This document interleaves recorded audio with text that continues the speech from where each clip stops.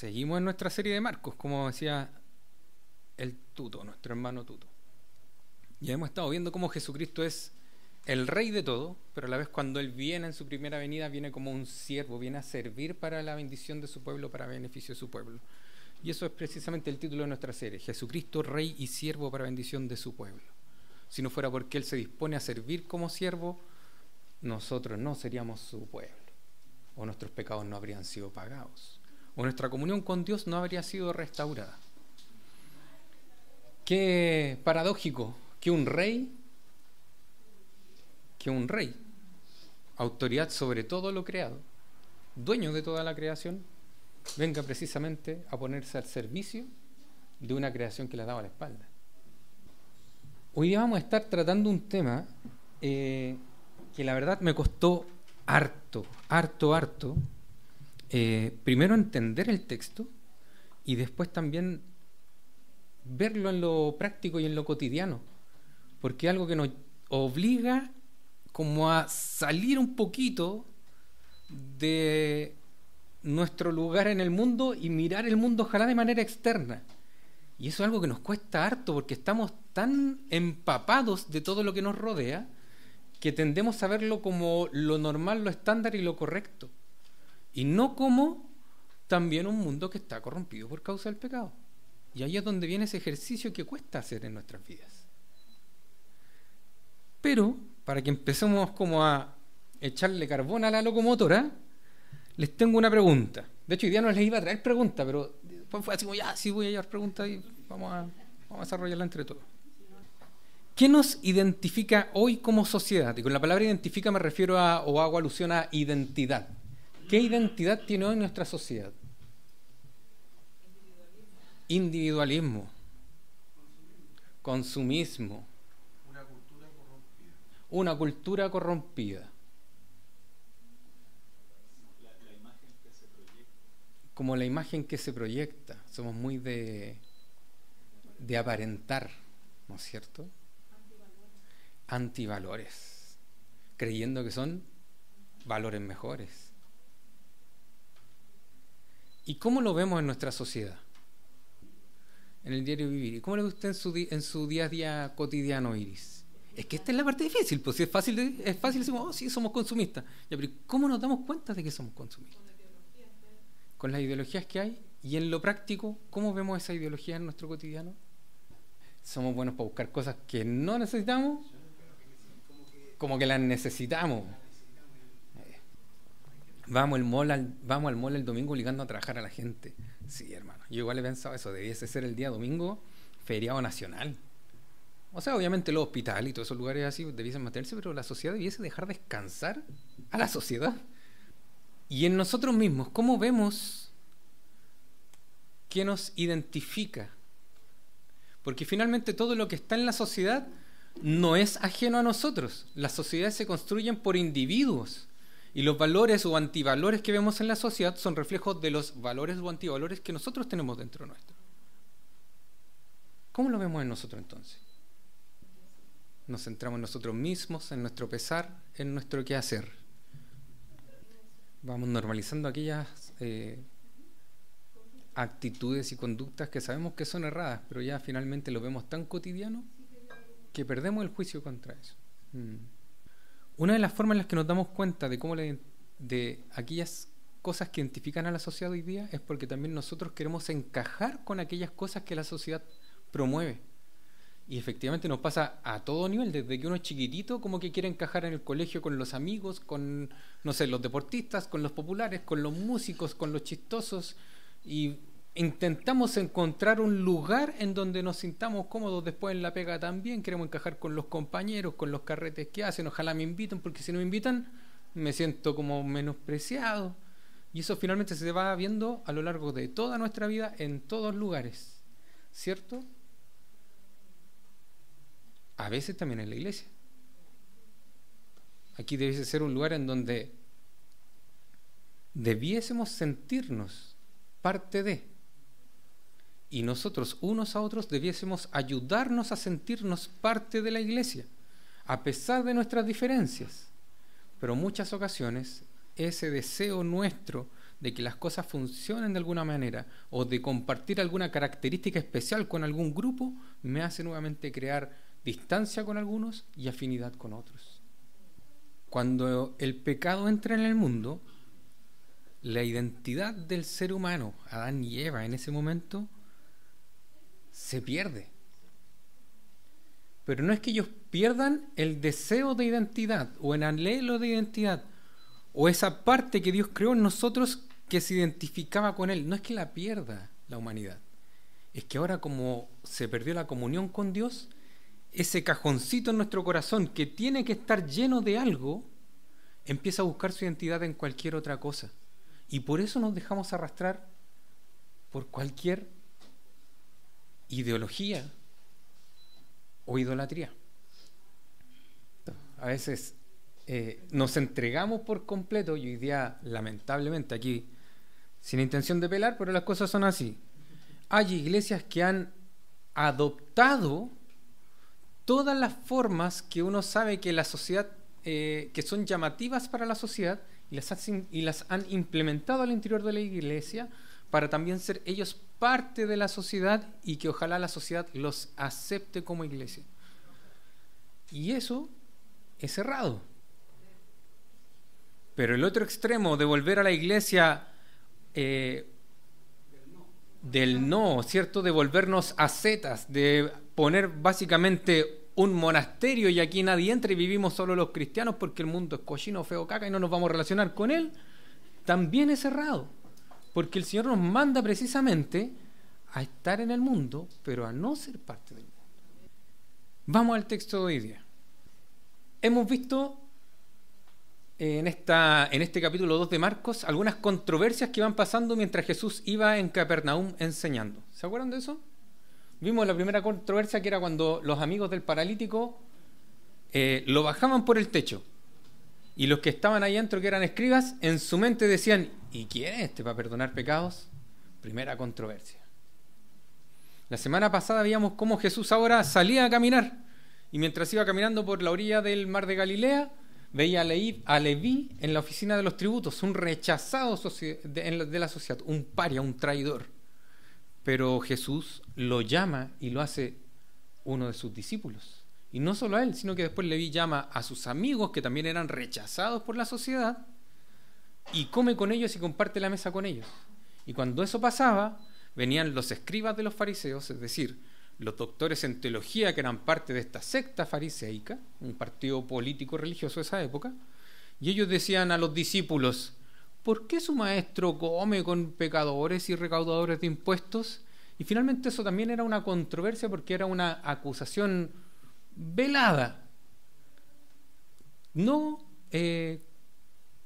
contra el hecho de comer en sí, sino con el hecho de por qué él, si es rabino, se junta con pecadores. Y ahí veíamos cómo el corazón de estos escribas de los fariseos finalmente no entendía que ellos también son pecadores. Y Jesús responde de una manera muy linda: no son los sanos los que necesitan médicos, sino los enfermos. No he venido a llamar a justos, sino a pecadores. Y veíamos que finalmente el único justo es Cristo. Y todo el resto de nosotros somos pecadores.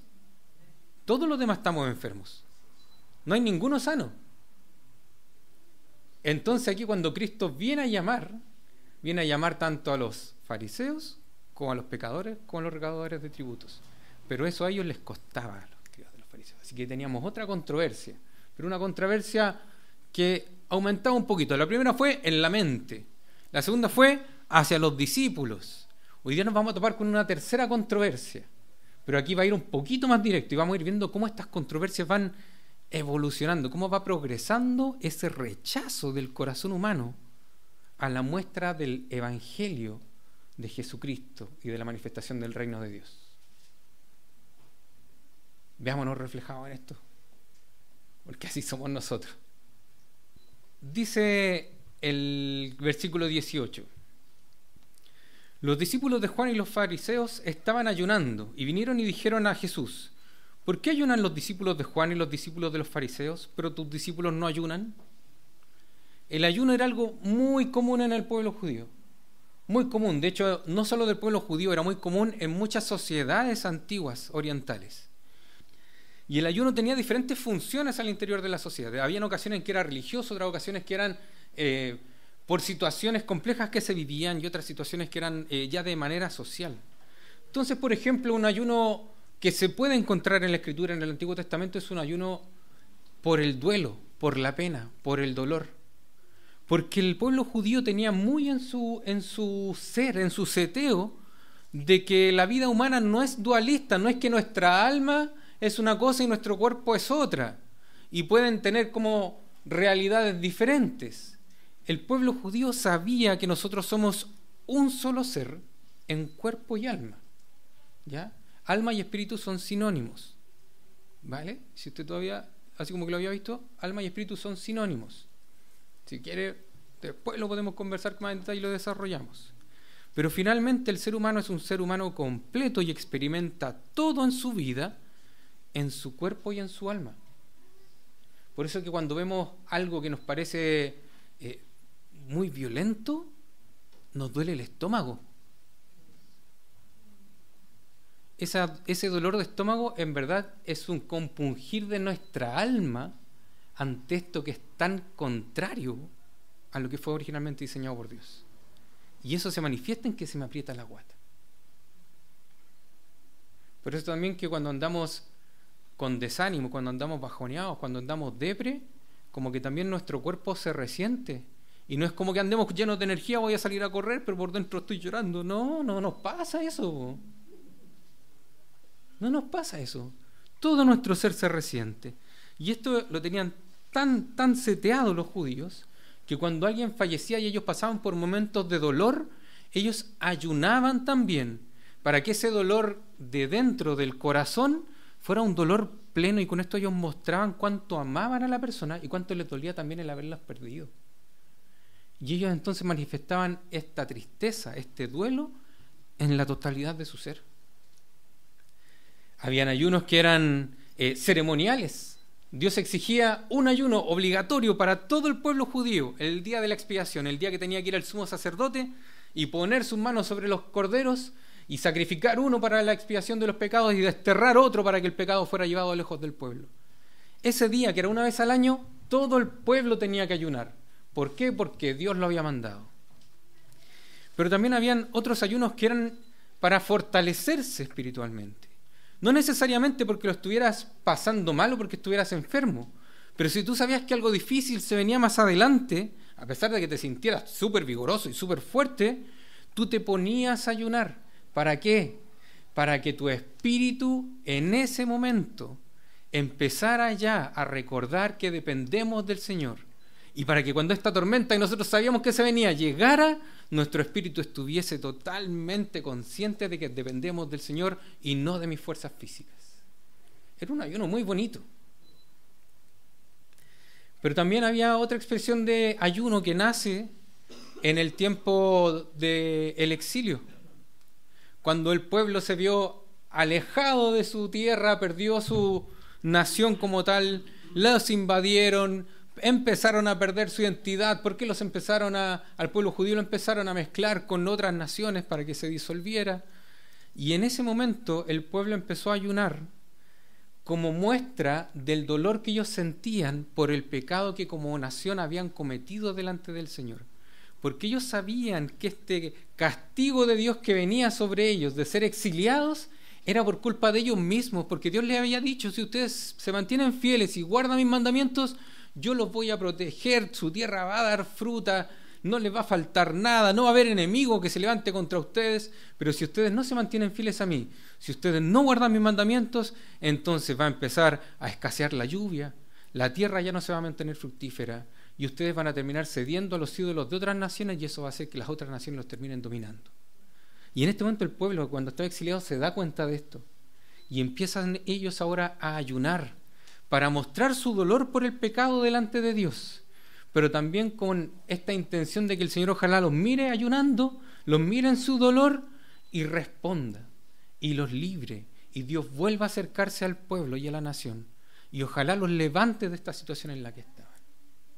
Y este ayuno se empezó a volver algo común, especialmente entre la gente que era religiosa. O sea, todo el pueblo era religioso, pero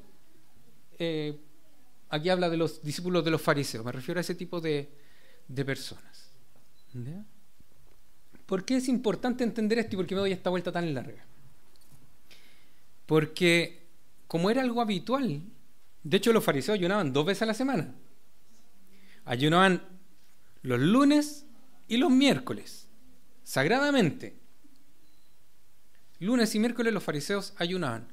No ayunaban 24 horas de corrido, ¿eh? Ellos ayunaban así como desde que sale el sol hasta que se pone el sol.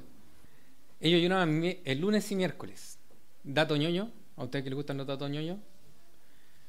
Los primeros siglos de la iglesia, cuando ya empieza así como el cristianismo a tomar forma y todo, la iglesia se rehusaba a ayunar, mantuvo esto de ayunar durante la semana, pero se rehusaba a ayunar los lunes y los miércoles porque decían que esos eran los días de los ayunos de los hipócritas. Así que ellos ayunaban, pero no, los lunes yo no, eso es de fariseo. Entonces, los discípulos de Juan y los discípulos de los fariseos estaban ayunando. Su costumbre religiosa, algo que a ellos los mostraba como piadosos, como gente devota. ¿Ya? Y vinieron y dijeron a Jesús, ojo, ese vinieron y dijeron,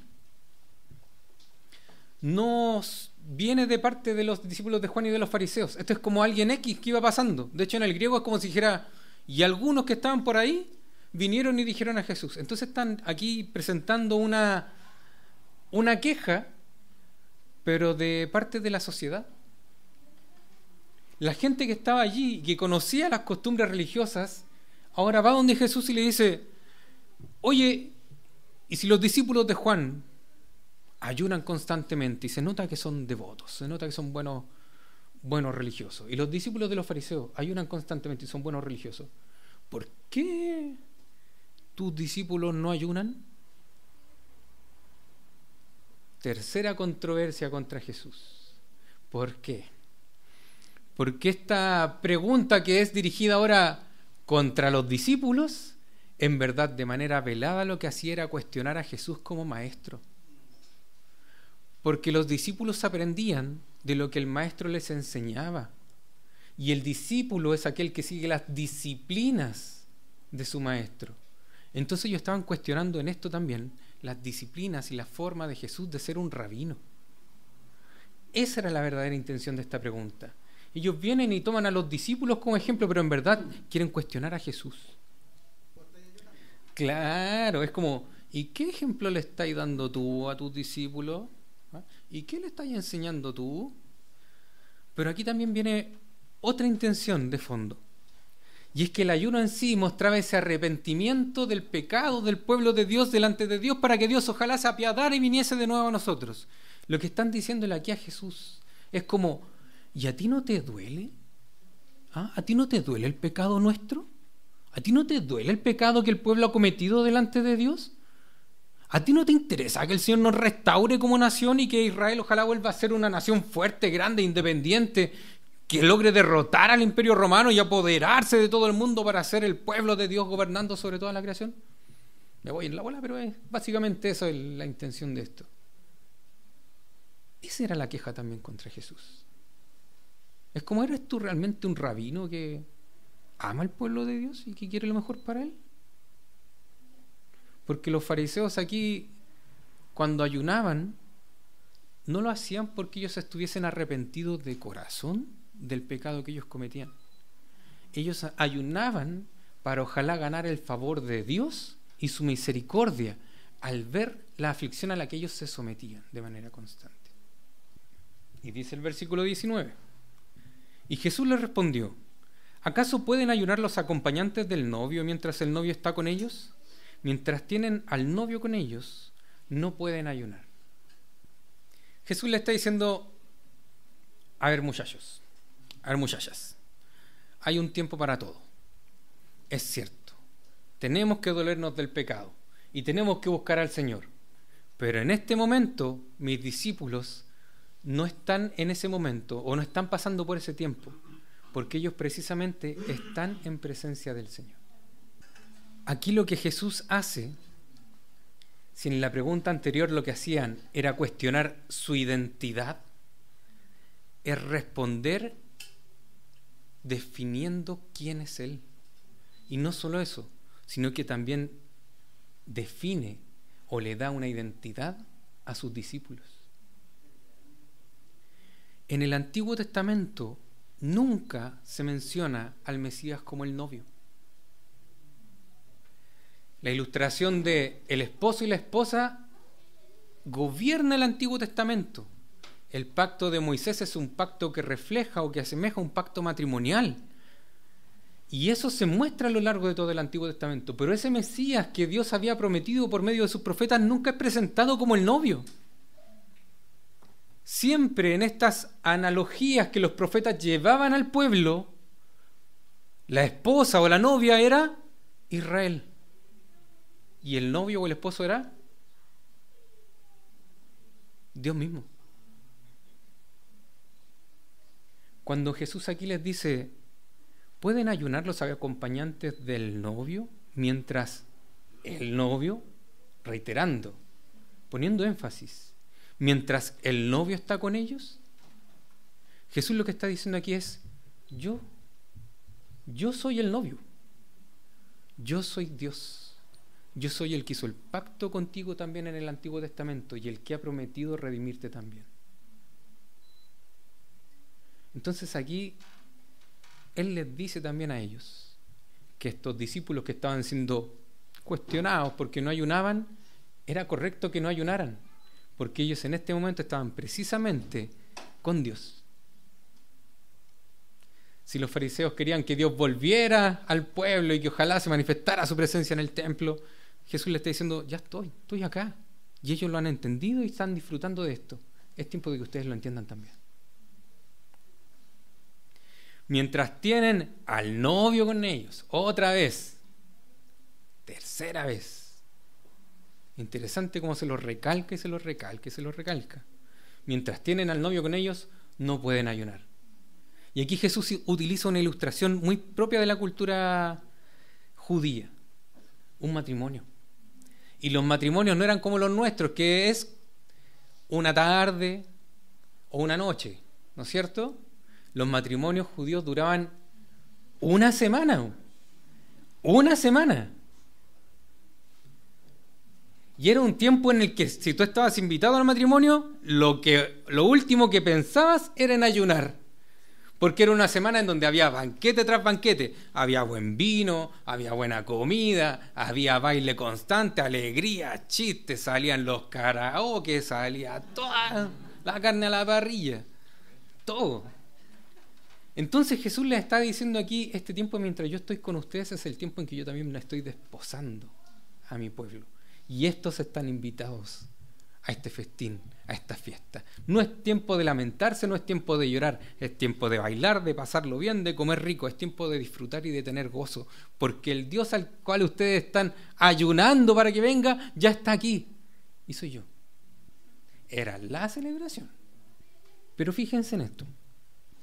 Si los discípulos en este momento hubieran dudado de su identidad, si ellos hubieran hecho caso y hubieran cedido ante este ayuno que el resto de las personas, que la sociedad les estaba cuestionando que no lo llevaran, ellos habrían estado declarando con sus acciones que no creían realmente que Jesús era el Mesías enviado por Dios. Ayunar por la venida del Mesías en presencia del Mesías era algo incompatible. Era algo incompatible. Por eso que no podían. Ellos estaban en la presencia del novio. Ellos estaban allí con el Mesías esperado. Pero aquí esto que nos puede llenar de gozo y así como nos sale así el grito vikingo de adentro, cambia de repente drásticamente cuando Jesús dice pero. Y aquí siempre hay un pero. Pero vendrán días cuando el novio les será quitado, y entonces ayunarán en aquel día. Aquí tenemos la primera referencia en el Evangelio de Marcos al arresto, tortura, crucifixión y muerte de Cristo. Jesús nos está diciendo, vendrán días en que yo me iré, vendrán días en que los dejaré. Él está diciendo, vendrán días cuando el novio les será quitado. Y en el griego esto tiene una intención como de violencia, como algo de golpe y muy doloroso. Como podríamos decir, como cuando ocurre una catástrofe. Y entonces ayunarán los discípulos en ese día. ¿Por qué ayunarán? Porque ese día, cuando el Señor sea arrestado, primero traicionado, arrestado, torturado, injustamente enjuiciado, crucificado, humillado y muerto, ese sí va a ser un día de tristeza y de dolor para los que forman parte de este pueblo de Dios. Eso es lo que está diciendo aquí Jesús. A lo mejor los discípulos no se alcanzaron a dar cuenta, pero Jesús le está diciendo que sí, que van a venir días en donde va a haber dolor y tristeza. Y para complementar esta ilustración o esta enseñanza de Jesús, Él ahora toma dos pequeñas parábolas que precisamente tienen relación con los matrimonios. Toma dos elementos propios de los matrimonios que incluso nosotros hoy día mantenemos en nuestros días, así que no se nos hace tan complejo comprenderlos. Y parte en el versículo 21. Nadie pone un remiendo de tela nueva en un vestido viejo, porque entonces el remiendo al encogerse tira de él lo nuevo de lo viejo y se produce una rotura peor. Cuando usted va a un matrimonio, ¿cómo se viste? ¿Sí o no? Nos vestimos bien, para tirar pinta, para vernos elegantes. Cuando uno va a un matrimonio, prepara ojalá la ropa con anterioridad. Mujeres, cuando van a un matrimonio, preparan ahí el vestido o el traje con anterioridad, ¿o no? Todo. Sacan ahora hasta el peluquero y todo. Los varones ahora también, ahora el barbero, y uno se preocupa de todo. Jesús toma este elemento propio de cómo nosotros mostramos también nuestra identidad, que es a través de cómo mostramos nuestra apariencia. ¿Ya? Y Él nos enseña aquí con esto que hay una incompatibilidad en querer mantener nuestra nueva identidad con nuestra antigua identidad. Las telas en ese tiempo eran todas de materiales orgánicos. No eran de poliéster como las nuestras, no era de plástico, no era de... Ahora le dicen ecocuero. Nada contra la ropa de poliéster o contra los símil de cuero, ¿ya? Nada contra eso. Yo la uso. Pero cuando le ponen el título ecocuero, ya es como que le quieren dar un estatus que no es como que ya le cambiaron la identidad. ¿Sí o no? Las ropas en ese tiempo, como eran de materiales orgánicos, después de 2, 3, 4 lavados, las telas encogían. Si tú tenías una ropa hace tiempo que se te habían rasgado y tú le ponías un parche de tela nueva, cuando después de 3, 4 lavados esa tela nueva con la que la parchaste se encogiera, te iba a quedar la ropa así, arremangada, ¿cierto? Y cuando te estiraras y a sacar algo del cajón, se iba a rajar todo y finalmente iba a echar a perder el remiendo de tela nueva y el vestido antiguo. Es incompatible, dice Jesús. Es incompatible querer traer algo nuevo a algo antiguo y que funcionen de manera perfecta. Es incompatible. Síguele en el versículo 22. Y nadie echa vino nuevo en odres viejos, porque entonces el vino romperá el odre y se pierde el vino y también los odres, sino que se echa el vino nuevo en odres nuevos. Los odres, ¿han tomado vino en bota o no? ¿Han visto esa? Se le dice vino en bota, pero es un cuero en donde los gauchos echan el vino y lo andan trayendo colgadito aquí. Y cuando van a tomar vino, le pegan la apretadita y sale el chorrito. Lo que se hacía con los vinos en este tiempo no era que se ponían a madurar o a fermentar en barriles de madera. Lo que se hacía era que se utilizaban los cueros de los animales. Creo que el cuero de cabra era muy utilizado, así como preponderaba sobre el resto. Y se cocía el cuero de cabra, se hacía una especie de recipiente muy similar a la bota, y los vinos nuevos se echaban adentro, se sellaban y se dejaban allí madurar y fermentar. ¿Cuál es la idea de lo que está diciendo aquí Jesús? Los vinos nuevos se echan en cueros nuevos. ¿Por qué? Porque cuando el vino fermenta, empieza a emitir gases y esto se empieza a expandir como cuando uno agita la botella de bebida.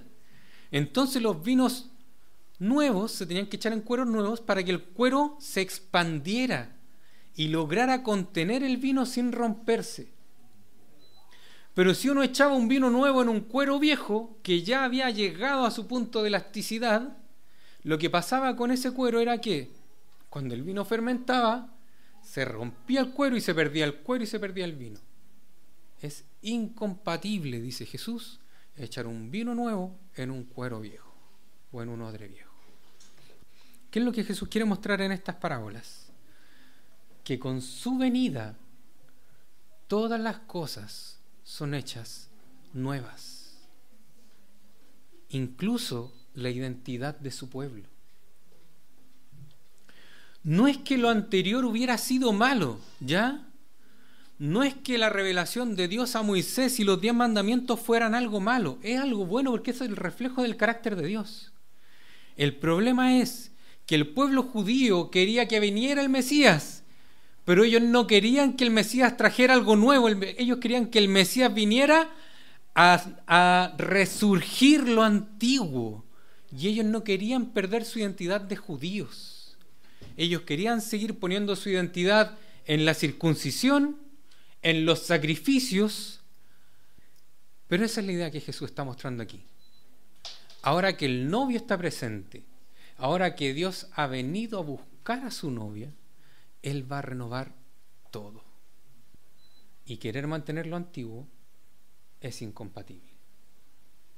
El pueblo de Dios va a tener una nueva identidad por causa del ministerio de Cristo. Y esa antigua identidad que tenía como pueblo judío no es que haya sido mala, pero sí tiene ahora la oportunidad de ser renovada a algo mejor. Por eso que el remiendo es de un paño nuevo. Y por eso que el vino que él menciona es un vino nuevo. Algo que va a venir ahora a refrescar, a ser rico, a ser bueno. Los judíos creían que lo que los distinguía a ellos como pueblo de Dios, que era la circuncisión, los sacrificios y la ley de Moisés, era lo que les daba su identidad como nación. Y ellos desatendían que en verdad su identidad era ser pueblo de Dios. Y que antes de estar circuncidados, antes de ofrecer sacrificios y antes de seguir la ley de Moisés, Dios ya se había revelado y los había librado de la esclavitud egipcia. Allí estaba su identidad, en el pueblo que había sido libertado por Dios. Pero ellos se olvidaban de esto y se quedaban con lo otro. ¿Por qué? Porque lo otro era algo que ellos podían controlar. Era algo que ellos podían realizar por voluntad propia. Ellos podían circuncidar, ellos podían ir y ofrecer sacrificios, ellos podían memorizarse la ley de Moisés y creer que lo vivían de manera correcta. Pero Jesús les dice, es tiempo de que avancemos a algo nuevo y mejor. ¿Cómo podemos aplicar el texto que hemos estado estudiando hoy día? El versículo 18 es el cuestionamiento a Jesús. ¿Por qué ayunan los discípulos de Juan y los discípulos de los fariseos, pero tus discípulos no ayunan?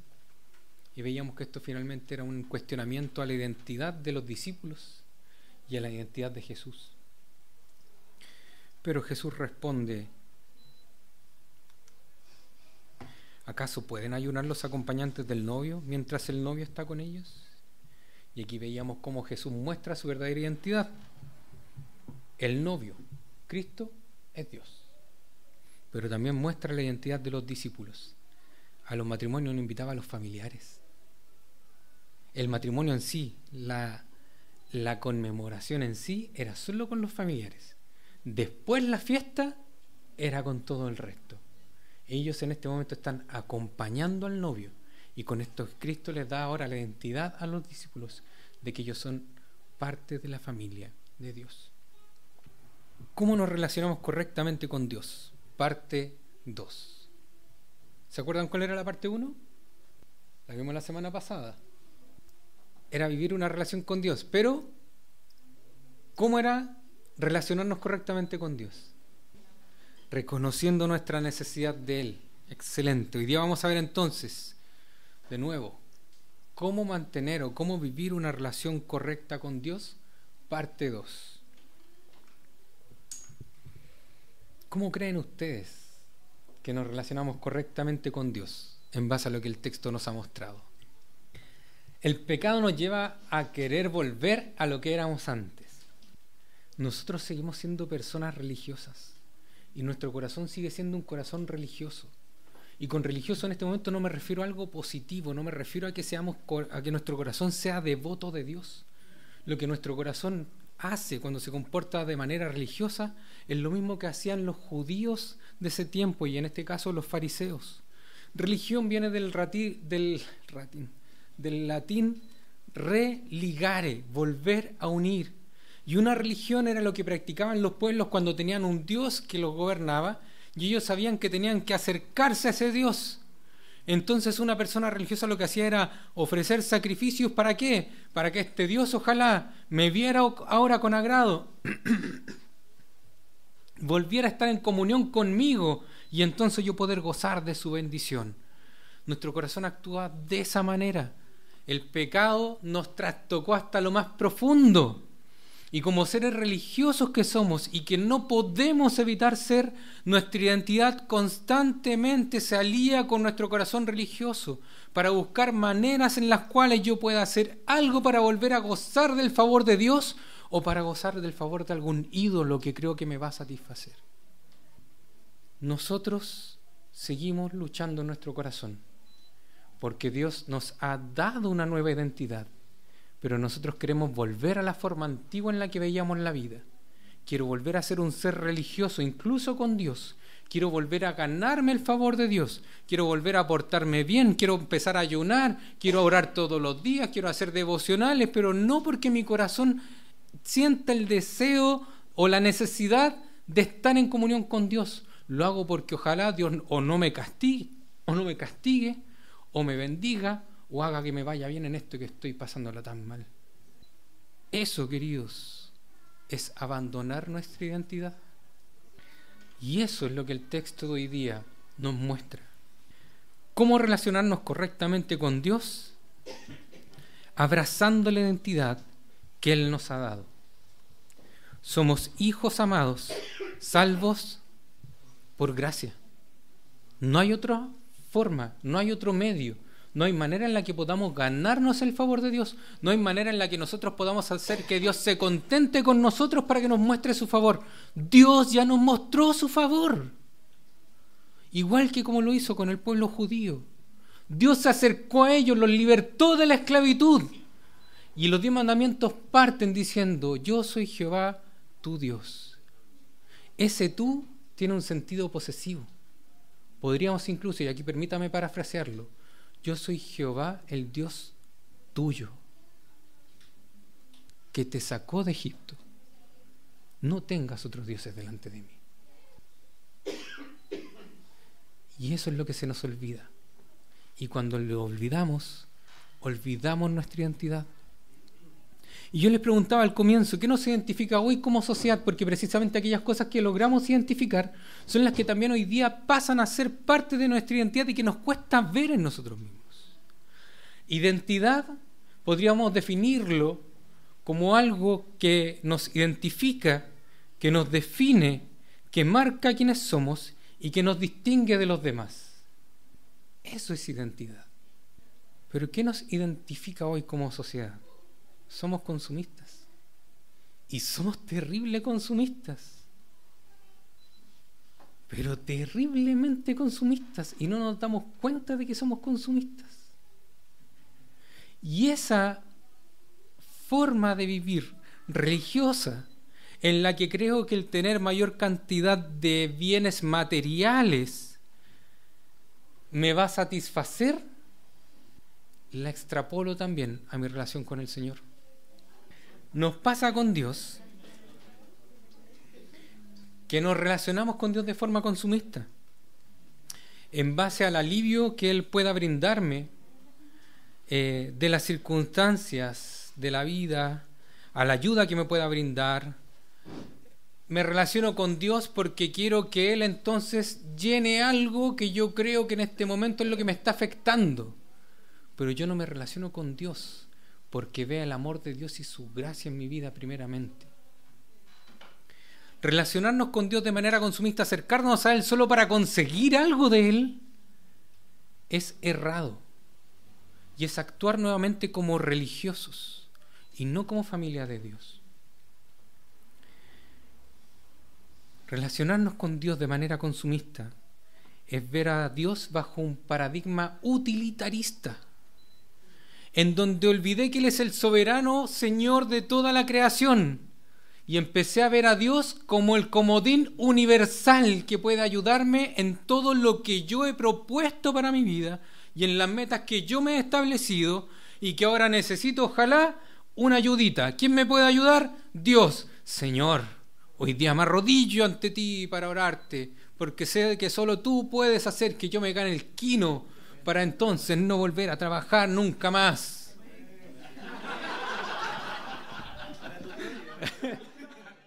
Claro, y empezamos a creer que vamos a hacer méritos delante del Señor. Estamos errados. Buscar cualquier otra cosa que no sea a Dios, creyendo que eso va a darle sentido, propósito, identidad a mi vida, es solo religión. Y somos súper religiosos.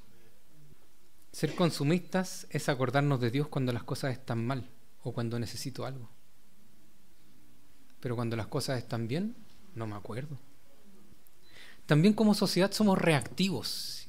Y en esto cada uno de nosotros también funciona de manera reactiva con Dios.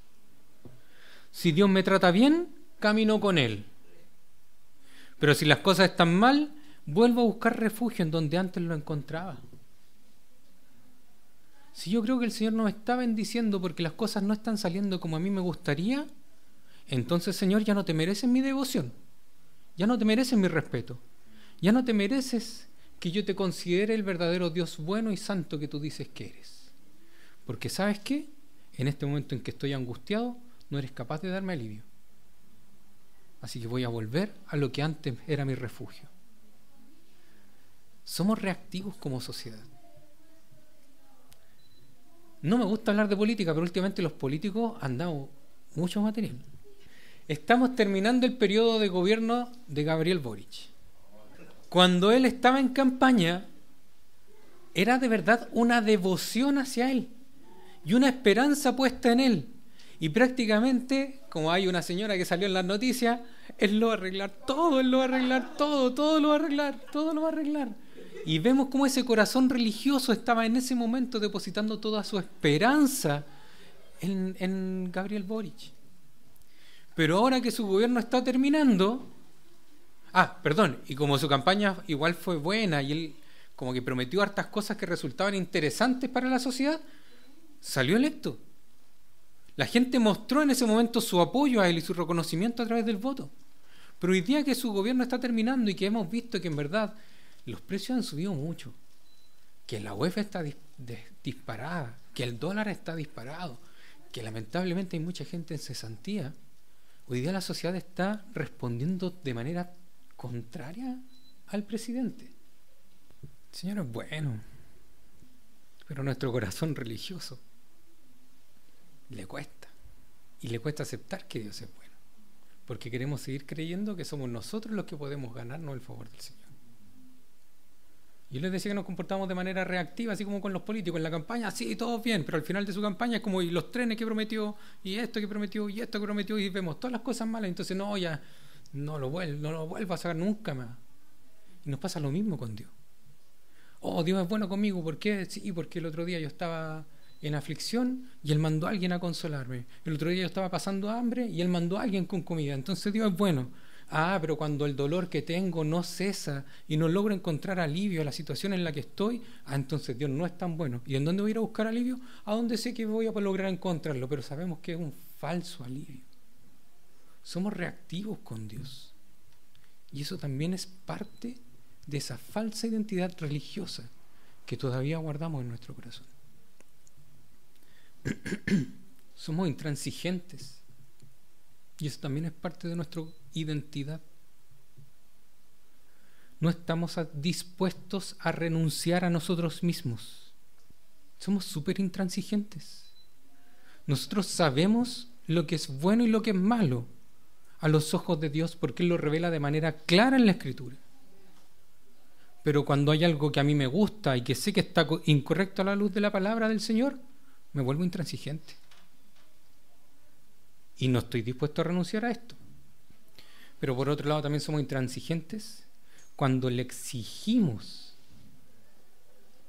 Y fíjense en esto, porque esto de verdad nos pasa en el corazón. Le exigimos a Dios que actúe en favor nuestro, porque es lo que le corresponde, porque Él es Dios. Y no logramos en nuestro corazón salir de estas barreras que nosotros mismos ponemos a nosotros y que creemos que le ponemos a Dios. Somos intransigentes. Somos nostálgicos. Pensar que mi antigua identidad era mejor y a pesar de hoy haberla abandonado, aún mirarla con nostalgia y pena por haber tenido que abandonarla. Estamos en una sociedad hoy día que es nostálgica. ¿Se han dado cuenta? Todos los comerciales, o gran parte de los comerciales hoy día hacen referencia a los 80, a los 90. Porque somos una sociedad nostálgica y la nostalgia tiene un peso emocional grande en nosotros. Pero cuando nos hacemos cristianos, cuando Dios viene y se revela nuestra vida y nos da esta nueva identidad de ser sus hijos amados, de ser parte de su familia, de ser salvos por gracia, nosotros estamos como la mujer de Lot y miramos para atrás. Pero Señor, ¿cómo hoy día no voy a poder hacer esto? Es que tú ahora eres nueva criatura. Ya, sí, Señor, sí voy a ser nueva criatura. Pero en el fondo de nuestro corazón, igual así como que, pucha, pero es que esto me duele. Pucha, pero es que eso era tan bacán. Se comporta de manera autocompasiva, ¿se han dado cuenta de eso? Hace tiempo atrás un meme que vi decía, en los años 90, ¿cuál es la palabra mágica? Salía el papá diciéndole al niño, ¿cuál es la palabra mágica? Por favor. Y decía ahora, 2020, el papá de nuevo diciéndole al niño, ¿cuál es la palabra mágica? Me ofende. ¿Sí o no? Estamos en una sociedad que es súper autocompasiva y nosotros mismos somos súper autocompasivos con nosotros mismos. Nos aferramos a la pena, nos aferramos al dolor, nos aferramos a las situaciones tristes de la vida, nos aferramos a nuestras condiciones, nos aferramos a nuestras enfermedades, nos aferramos a cualquier cosa en lo cual yo pueda encontrar hoy día identidad y que me hace alguien especial frente al resto. Porque es súper bacán llegar y presentarme, hola, soy Héctor y estoy dentro del espectro autista. Y ojo, no es que eso sea malo. Las neurodivergencias son una realidad y el atenderlas es algo bueno a la luz de la Escritura. Pero en el momento en que nosotros ponemos nuestra identidad en algo que nos muestra débiles o en una situación de vulnerabilidad frente al resto, nos estamos comportando como autocompasivos y estamos poniendo nuestra identidad en nuestras debilidades para ganarnos el favor del resto y tener, ojalá, un trato especial. Y eso también es renegar de la identidad que hemos recibido en Cristo. Por otro lado, la también delante igual dijo algo que es súper cierto en nuestra sociedad. Estamos en una sociedad que quiere mostrarse exitosa. Hoy día redes sociales es casi puro éxito, puras vidas perfectas. Y nosotros también caímos en eso. Y efectivamente a los 25 años ya queremos tener casa propia, auto propio, ojalá ser gerentes. Y si no lo logramos, es como que hemos fracasado. Pero ¿saben qué? Eso también está presente en nuestro corazón religioso. Porque nosotros hoy día, incluso cuando nos presentamos delante del Señor, no nos presentamos como alguien que tiene debilidades y que fracasa. Cuando nos acercamos al Señor, nos acercamos creyendo que nosotros de verdad estamos limpios de pecado. Nos acercamos creyendo que nosotros no hemos fracasado. Nos acercamos creyendo que prácticamente le estamos haciendo un favor a Dios. ¿Por qué? Porque yo soy buen papá, porque soy un buen hijo, porque soy un buen esposo, porque soy un buen músico, porque soy un buen predicador, porque soy bueno en mi trabajo, porque soy bueno en... Póngale el nombre que usted quiera. Y cuando creemos que eso, de ser buenos en algo, nos hace exitosos, también estamos olvidando nuestra identidad delante del Señor. Porque nosotros, perdónenme esta expresión, no le hemos ganado a nadie. Porque el parámetro de lo que es bueno y perfecto no es ninguno de nosotros, es Dios.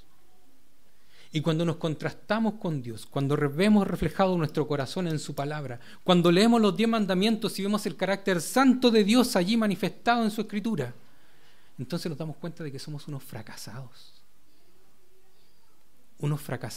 incapaces de salvarse a sí mismos. Y es necesario que lo recordemos a diario. No para volver a sentir autocompasión delante del Señor. Ten misericordia de mí, tú sabes que para mí esto es imposible, por favor, muéstrame tu favor. Cuando vemos nuestro corazón fracasado e imposibilitado de alcanzar salvación por sí mismo, es cuando entonces logramos ver también esta buena noticia de que Dios mismo envió a su Hijo al mundo para salvar a todo aquel que en Él cree. Porque cuando para nosotros era imposible y cuando nosotros éramos solo merecedores del castigo y de la ira de Dios, Dios muestra su favor en nuestras vidas, viniendo Él en nuestro rescate. Si usted todavía cree que Dios es un accesorio en su vida, si usted todavía cree que usted no necesita de Dios en cada área de su vida, si usted todavía cree que Dios es una buena alternativa, es porque usted no ha entendido realmente cuán maldito debiese estar usted en la presencia de Dios. Porque el castigo de Dios debiese caer sobre nosotros inmediatamente. Debiésemos estar en este momento desplomados y experimentando el mayor sufrimiento que se puede experimentar. Debiésemos estar en este momento recibiendo el castigo de Dios por darle la espalda, por menospreciarlo, por mirarlo como un accesorio, como un comodín, por mirarlo como algo que simplemente está allí para satisfacerme, por mirarlo como algo que solo me sirve cuando me trata bien, pero cuando paso por situaciones malas no. Si usted no ha entendido realmente que usted debiese irse al infierno sin derecho a pataleo, usted no ha entendido entonces el Evangelio. Somos mucho más pecadores de lo que estamos dispuestos a reconocer. Y mucho más pecadores de lo que nos damos cuenta. Esa era nuestra identidad original. Hijos de ira. Eso era lo que éramos. Pero hoy día que el novio vino a desposar a su esposa, hoy día que él vino a pagar la deuda que su esposa tenía, él con su propia vida, entonces usted hoy día tiene una nueva identidad. ¿Ha creído usted en Cristo Jesús como su Señor y su Salvador? ¿Le reconoce usted como el Rey en su corazón? ¿Vive usted una relación real de comunión con Dios? ¿Reconoce su necesidad total de Dios en su vida? Entonces usted hoy día abrace su nueva identidad. Usted es un hijo amado y salvo por gracia. Y aquí todos nuestros fracasos que tal vez delante de la sociedad nos hacían ver como totalmente perdedores e indignos de respeto, ya no nos importa. Porque hoy día lo único que de verdad es digno de respeto nos trata con un cariño, como decía el Tuto, con un amor tan grande que llena por completo nuestro corazón al punto de recordarnos esto: eres un hijo amado y no me importa tu pasado, yo te salvé, mi gracia está sobre ti. Y hermanos, no hay nada que pueda hacer que la gracia de Dios sea parte de nuestras vidas. Nada, nada. Cuando vuelva a caer, cuando vuelva a estar en luchas, cuando usted se dé cuenta de lo difícil que le ha sido tal vez mantener su comunión con Dios, no deje que eso le mienta diciéndole que usted tiene otra identidad que no es la que Dios ha dicho. Porque no importa cuántas veces usted haya caído, no importa lo terrible que haya hecho, no importa el tiempo que haya estado tal vez apartado del Señor, usted sigue siendo un hijo amado y salvo por gracia. Vuelva a Dios todos los días. A cada instante que esto le venga a la memoria, acuérdese y gratifique al Señor y glorifíquele. Porque nosotros que antes éramos hijos de ira, hoy día somos hijos amados. Pero hay algo particular en esto. Cuando Cristo menciona a los discípulos, los menciona de manera comunitaria. Ellos son los acompañantes del novio. Y aquí es necesario que lo veamos también entonces en nuestra vida cotidiana como iglesia. Todos nosotros, no solo de manera individual, sino también de manera comunitaria, somos hijos amados, salvos por gracia. Si Dios ha mostrado su amor a tu hermano, ¿quién eres tú para retener tu amor a tu hermano? Si Dios ha mostrado gracia contigo, ¿quién eres tú para retener tu gracia, tu oportunidad de reflejar el amor de Dios, su compasión, su misericordia hacia el que está al lado? Queridos, entre nosotros también nos vamos a fallar. Y hoy día, a pesar de que somos hijos amados y salvos por gracia, seguimos siendo pecadores, somos al mismo tiempo justos y pecadores. Y el pecado va a estorbar en nuestras relaciones. Pero cuidado con la identidad que ponemos sobre nuestro hermano. Cuidado con la etiqueta con la cual lo estamos mirando. Porque Dios a ti no te mira de esa manera. Aprendamos también a adoptar esta identidad, no solo como individuos, sino también como cuerpo de Cristo. La iglesia es un grupo de gente que ha sido salvada por gracia. ¿Por qué Jesús dice que Él hace todo nuevo y muestra todo eso?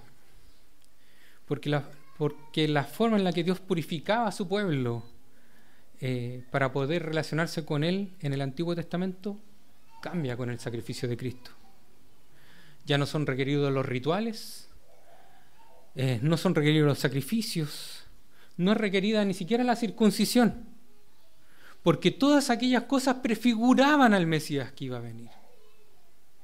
Pero ahora que el Mesías ya vino, ahora que el Cristo ya estuvo, ahora que Él ya llevó a cabo su sacrificio por su pueblo, no es compatible querer vivir de una manera religiosa y a la vez ser hijos de Dios. Tengo que dejarles hoy día este desafío. ¿En qué se están ustedes hoy día comportando como religiosos? ¿En qué está su corazón todavía creyendo que son sus méritos o sus fracasos los que le dan la oportunidad de acercarse a Dios? ¿En qué es lo que usted cree que está poniendo su identidad porque lo hace valioso frente al resto? ¿O por el contrario, cuáles son aquellos fracasos que usted ha tenido que todavía cree que lo desacreditan frente al resto? Examine su corazón en eso. ¿Y sabe qué? No le digo que haga como que no existen, sino que hoy día cuando los vea, véalos a través de Cristo, porque entonces va a lograr ver cómo usted como persona religiosa y errada queriendo manipular a Dios, Dios aún mostró su gracia sobre usted. O usted como persona fracasada, que no era digno de nada, ni siquiera del respeto de la sociedad, Dios ha venido a respetarlo a usted y a darle nueva vida. Queridos, nuestra identidad es que somos hijos amados, salvos por gracia, y eso ya nada nos lo puede arrebatar. Está sellado con la sangre de Cristo. ¿Qué tan amados somos? Somos amados al punto de que Dios mismo entregó a su Hijo a morir por nosotros. ¿Qué mayor muestra de amor? Los discípulos tuvieron su tiempo para ayunar, para lamentarse y para dolerse. Pero nosotros hoy día tenemos tiempo de gozo, porque ese novio que les fue quitado, finalmente se levantó triunfante de la tumba. Así que para nosotros hoy día ya no hay un ayuno por dolor o por pena. Hoy día hay un ayuno porque necesitamos más del Señor y queremos que Él nos fortalezca. Hay una forma más en la que la palabra novio se utiliza en el Antiguo Testamento, aparte de Dios. También el término novio se utiliza en algunas profecías como sinónimo de salvación. Isaías 61:10 dice: en gran manera me gozaré en el Señor, mi alma se regocijará en mi Dios, porque Él me ha vestido de ropas de salvación, me ha envuelto en manto de justicia, como el novio se engalana con una corona, como la novia se adorna con sus joyas. ¿No es eso lo que Dios ha hecho hoy día con usted? Dios no ha puesto simplemente un parche en nuestros vestidos. Dios nos ha dado realmente nueva vestimenta. Y así como el novio se engalana con una corona, como él mostraba esta alegría que tenía y que iba a ser ahora su momento especial de gozo porque se ponía la corona, así podemos nosotros también sentirnos y gozarnos en nuestro Señor, solo porque el verdadero novio se engalardonó, pero no con una corona preciosa, con una corona terrible. Pero allí él muestra su autoridad de rey y su servicio de siervo, en que esas espinas que traspasaron su piel y que hicieron que su sangre se derramara por todo su cuerpo, es lo que hoy día también nos hace ser los hijos de Dios, libres de condenación, y nos muestra cuán grande es el amor de Dios por nosotros. ¿Cómo nos relacionamos correctamente con Dios? Primeramente reconociendo nuestra necesidad de Él, como veíamos la semana pasada. Pero en segundo lugar, abrazando la identidad que Él nos ha dado, no la que nosotros creemos que tenemos. Somos hijos amados, salvos por gracia. Busque a Dios, porque Él es su Padre. Busque a Dios, porque hoy día para usted ya no hay castigo. Busque a Dios, porque su amor se ha derramado sobre su vida. Y hoy día usted está asegurado delante de Él para toda la eternidad. Que el Señor tenga misericordia de nosotros. Oremos. Buen Dios y Padre Celestial, te agradecemos, Señor. Te agradecemos y te pedimos perdón al mismo tiempo, Señor. Porque ciertamente nos hemos dejado llevar por la identidad de nuestra sociedad. Porque hemos querido camuflarnos entre el resto y ser aceptados, Señor, por los que están a nuestro alrededor, en muchas ocasiones negándote a ti, negando tu obra en nuestra vida, negando, Señor, los valores que tú nos has mostrado, negando, Señor, la identidad que tú nos has dado. Perdónanos, Señor, porque hemos menospreciado lo que tú has hecho por nosotros. Perdónanos porque hemos menospreciado tu amor. Perdónanos, Señor, porque tu atención hacia nosotros, tu mirada misericordiosa no nos ha bastado. Y hemos querido nuevamente, Señor, encontrar identidad y refugio en ídolos de nuestro corazón. Gracias, Dios Santo, porque tú, conociendo nuestra imposibilidad de salvarnos a nosotros mismos, viniste, Señor, a nuestro rescate. Gracias, Dios mío, porque nada bueno había en nosotros, mas tú, Señor, hoy día nos has dado nueva vida. Gracias, Dios Santo, porque aunque seguimos luchando, Señor, en nuestro corazón, con volver a nuestras antiguas formas de vivir, con volver a nuestras antiguas identidades, o con querer todavía, Señor, movernos con el ritmo del mundo, Señor amado, tú sigues siendo bueno con nosotros, Señor. Ayúdanos, Padre Celestial, a no querer amoldar nuestra nueva identidad a nuestra antigua vida, porque sabemos que eso es algo incompatible. Pero Dios Santo, ten misericordia de nosotros, por favor, y fortalécenos, Señor.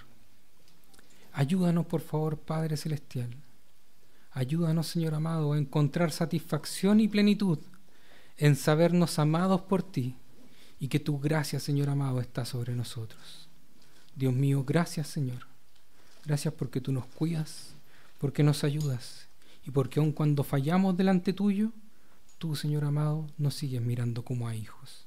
Gracias por tanto amor y por tanto cariño. Gracias por tanta paciencia. Y gracias también, Señor. Gracias también porque en tu amor entregaste a tu propio Hijo por nosotros. Gracias, Dios Santo, te damos. Te pedimos, Señor, que nos fortalezcas y nos bendigas. En el nombre de Jesús. Amén.